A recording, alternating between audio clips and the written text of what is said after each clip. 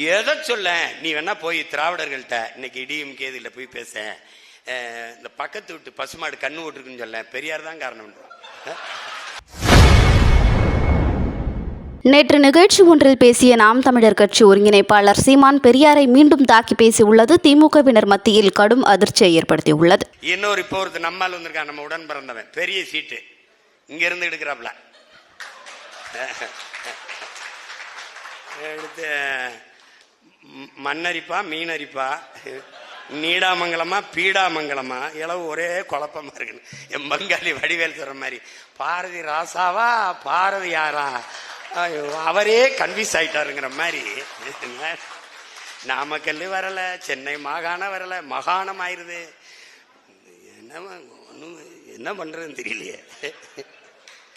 ஆனா ஒண்ணு தெரிஞ்சிச்சு, வசமா சிக்கிக்கிட்டோம்னு மட்டும் தெரிஞ்சுக்கிச்சு. இதுல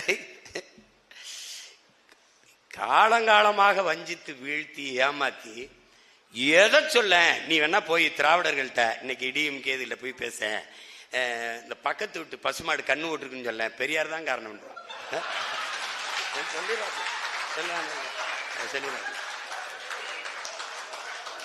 அந்த அம்மாவுக்கு ஒரே பிரசவத்துல 4 குழந்தையாமுங்க, பெரியார் தான் காரணம். எங்க ஐயா சொன்ன மாதிரி நம்மளமா அம்மனமா தெரிஞ்ச மாதிரி அவன் தான் நமக்கு கோமணம் கட்டி விட்டேங்க மாதிரி. ஏய், இவர் உட்கார்ந்து இருக்கும் போது, ஐயா ராமசாமிங்கிற பெரியார் உட்கார்ந்து இருக்கும் போது பக்கத்துல பேரறிஞர்னு ஒருத்தன் அண்ணா இருந்தாப்புலப்பா, 2 MA படிச்சிருந்தாப்புல. அன்பழகன், நெடுஞ்செழியன், முதுகலை படித்து விட்ட ஆகச்சிறந்த அறிஞர்கள் உட்கார்ந்து இருந்தாங்க பக்கத்துல. அவர்களை யார் படிக்க வச்சது? யார் படிக்க வச்சது? இன்னைக்கு உலகத்திலே ஆல்பர்ட் ஸ்வீசர் சொல்றான், அவன் மூன்று துறைகளில் முனைவர் பட்டம் பெற்று நோபல் பரிசு பெற்றவன், மிகப்பெரிய மேதை.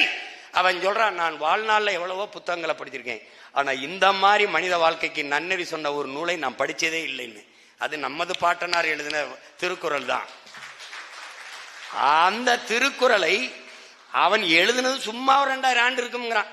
அது 1330 நம்ம சும்மா சொல்லிக்கிட்டு இருக்கான். அது 5000 கூட இருந்திருக்கலாம். அது ஏதோ கரை அடிச்சது போக போய் நம்ம பாட்டனார் கந்தப்பனார் எடுத்துட்டு வந்து எல்லிஸ்ட கொடுத்து அதை அச்சில ஏத்தி நமக்கு வந்து ஏதோ வச்சிருக்கோம். அதுல பாரு, இன்னைக்கு இத்தனை பெரிய பேரறிஞர்கள், முதுகலை படித்தவர்கள், தமிழ்லே ஆய்வறிஞர்களாக வந்தவர்கள் எல்லாம் சொற்பிழை, பொருள் பிழை, கருத்து எதுவுமே இல்லையே, எழுத்துப்பிழை எதுவுமே இல்லாம ஒருத்தன் எழுசீர் விருத்தத்துல இவ்வளவு பெரிய தத்துவத்தை சொல்லிட்டானே. நான் கூட சொல்லுவேன், பெருமாள் கூட 2 அடியில உலகத்தை அளந்தாருன்னு இருக்கு, எங்க பாட்டனார் 1.25 அடியிலே உலகத்தை அளந்துட்டாரு அப்படின்ட்டு. அப்படிப்பட்ட ஒரு நெறியை எழுதி தந்தவனை யார் படிக்க? செய்திகளை உள்ளது உள்ளபடி தெரிந்து கொள்ள ரெஃப்ளெக்ட் நியூஸை சப்ஸ்கிரைப் பண்ணுங்க.